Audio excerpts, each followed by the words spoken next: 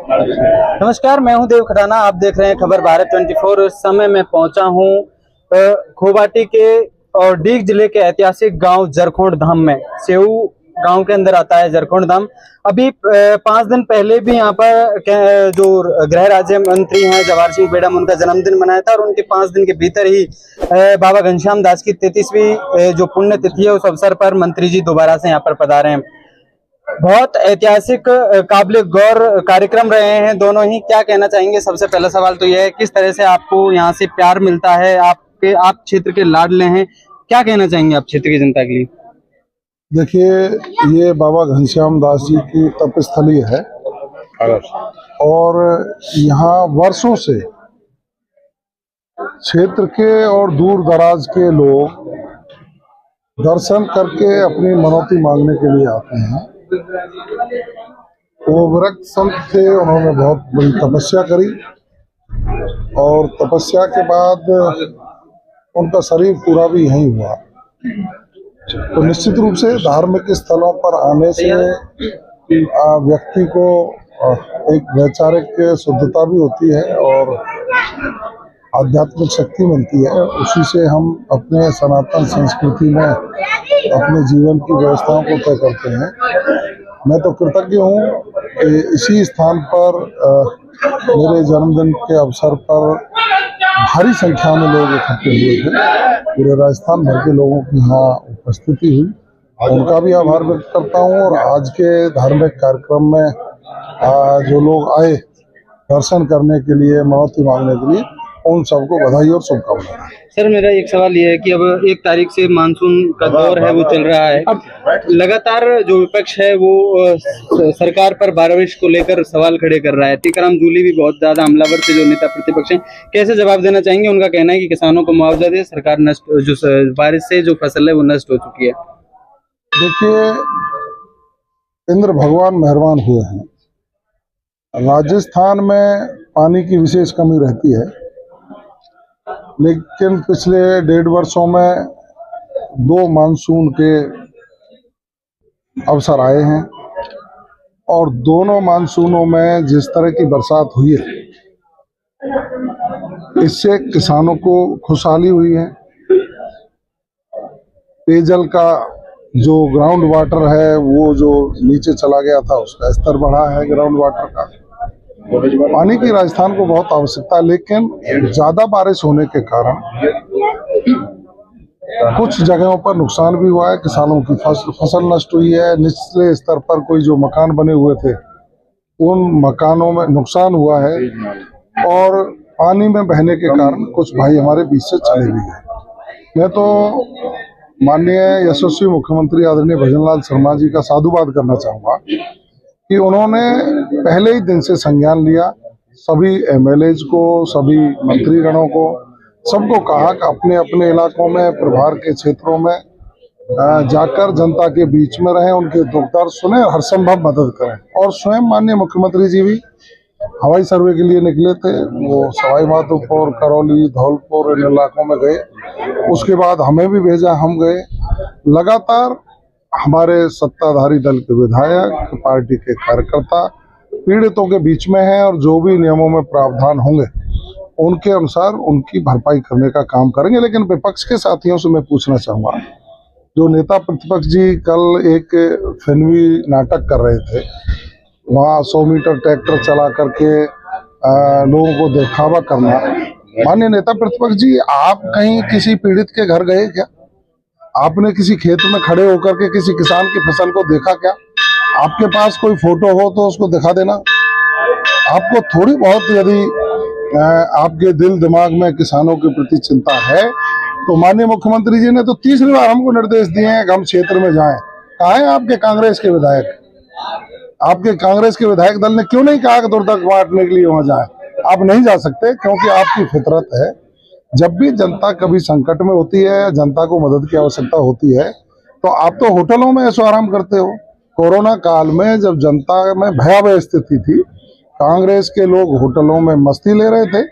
कोई मानेसर था, कोई राजस्थान में था, और भारतीय जनता पार्टी का प्रत्येक कार्यकर्ता सड़कों पर शरण पादुकाएं दे रहा था, भोजन के पैकेट बांट रहा था, बुजुर्गों को दवाई पहुंचाने का काम कर रहा था।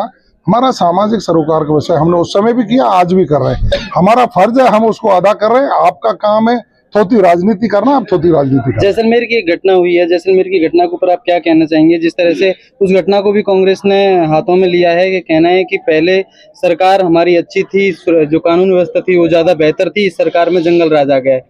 क्या कहना चाहेंगे इस कांग्रेस को? और मानसून सत्र में कई बार हमने देखा कि जो विधानसभा की कार्यवाही वो स्थगित करनी पड़ी। इस विषय में भी जनता को बता दीजिए कि क्यों बार बार विधानसभा की कार्यवाही स्थगन हो रही है। देखिए, राजस्थान की सरकार और प्रदेश के मुख्यमंत्री जी राजस्थान की जनता के हित में निर्णय लेना चाहते हैं। कांग्रेस को ये चीज पच नहीं रही है।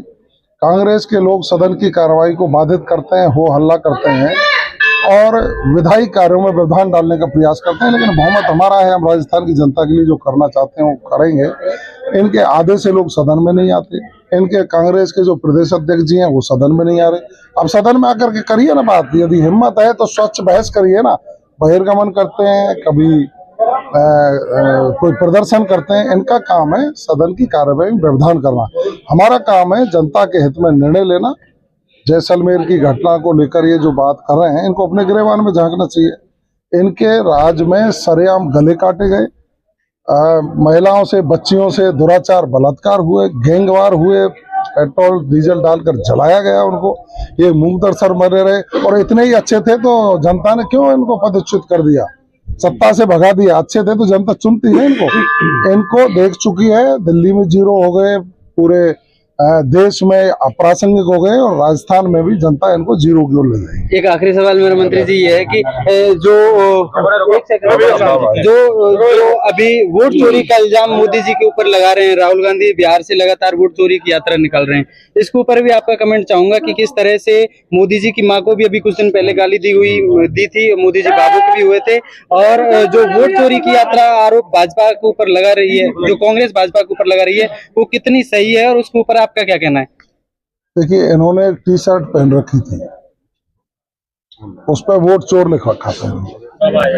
आप यहाँ देखेंगे इलाके में कोई अपनी टी शर्ट पर लिखता है मेरा भारत महान है, कोई लिखता है मैं हिंदू हूँ मुझे गर्व है, कोई लिखता है मैं भारतीय हूँ मुझे गर्व है। तो वो अपने लिए लिखता है। टी शर्ट पर जो स्लोगन है वो टी शर्ट पहनने वाले के ऊपर प्रतिपादित होता है। भाई वो हिंदू है उसको गर्व है, वो भारतवासी है उसका देश महान है। तो इन्होंने जो उस पर टी शर्ट पे लिखा वो इन्हीं पर लागू हो रहा है। वोट चोर यही तो है। मैं गलत कह रहा हूं तो आप देखिए, जितनी भी टी शर्ट होंगी और जो कोई पहनेगा वो अपने लिए लिखेगा मैं क्या।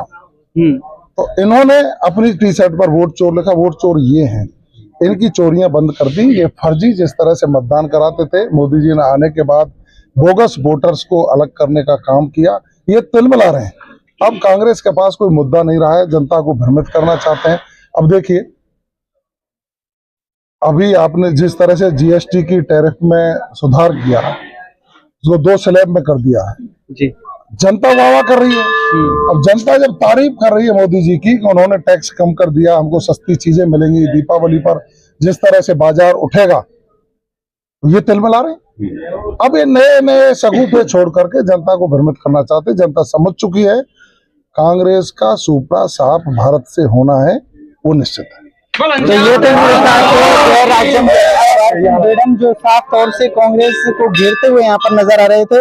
जरखोंड धाम में जो बहुत ही ऐतिहासिक जो तपोभूमि है बाबा घनश्याम दास की, वहाँ आज कार्यक्रम में ये लोग पधारे थे और बहुत ही शानदार ये कार्यक्रम रहा था। हालांकि कांग्रेस को घेरते हुए यहाँ पर जो गृह राज्य मंत्री जवाहर सिंह बेडम है वो साफ तौर से नजर आ रहे थे। उनका कहना था कि वोट चोर खुद कांग्रेस करवाती है और वो जिन्होंने वोट चोरी की जो टी शर्ट है वो पहन रखी है, तो एक तरीके से वोट चोर कांग्रेस करवाती है। वो कहीं ना कहीं कांग्रेस को जो सदन में बार बार स्थगित करवाती है, बार बार व्यवधान खड़े करती है, उसके ऊपर भी उनका आरोप था कि इस तरह से जो प्रदेश की पंचायत है उसको कांग्रेस चलने नहीं दे रही है। उनमें दम है तो वो विधानसभा में आकर के बहस करें। कैमरामैन कान्हा के साथ देव खटाना, खबर 12 24 जरखोंड से हूँ।